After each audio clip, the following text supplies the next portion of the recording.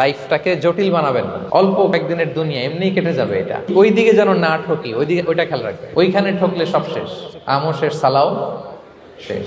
ওইখানে যেন ঠকে না যায়, এটা খেয়াল রাখতে হবে। তাহলে প্রথম ফ্যাক্টর হচ্ছে সুখী সমৃদ্ধ জীবনের will make our life simple. Simplicity is the কি টু হ্যাপিনেস। আপনি লাইফটাকে সিম্পল করবেন, আপনি হ্যাপি হবেন। রাসূল সাল্লাল্লাহু আলাইহি ওয়াসাল্লামের জীবনের দিকে যদি তাকান, দেখবেন তিনি তাই করেছেন।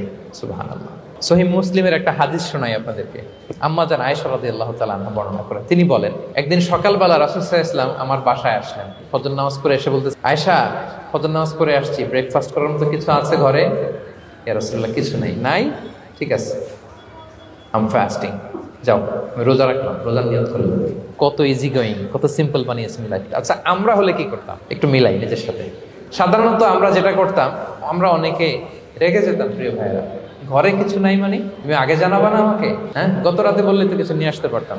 সাধারণত এইভাবেই তো রিয়েক্ট করি আমরা, আগে জানাবা না কেন, আগে বলো না, রেগে যেতাম। অথবা বলতাম, আচ্ছা ঠিক আছে, এখন যে একটা কিছু ব্যবস্থা করি, দেখি কিছু পাওয়া যায় কিনা। এরকম অনেক ওয়ে খুঁজতাম। কিন্তু রাসূল সাল্লাল্লাহু আলাইহি ওয়াসাল্লাম এই কোনো অপশন না নিয়ে বললেন, okay, there is no food for breakfast, I am gonna fast fine same. ঠিক আছে, খাবার যখন নাই, আমি রোজাই রেখে দিলাম। সুবহানাল্লাহ। এভাবে তিনি তার লাইফ লিড করেছেন। Make your life simple, you'll be happy.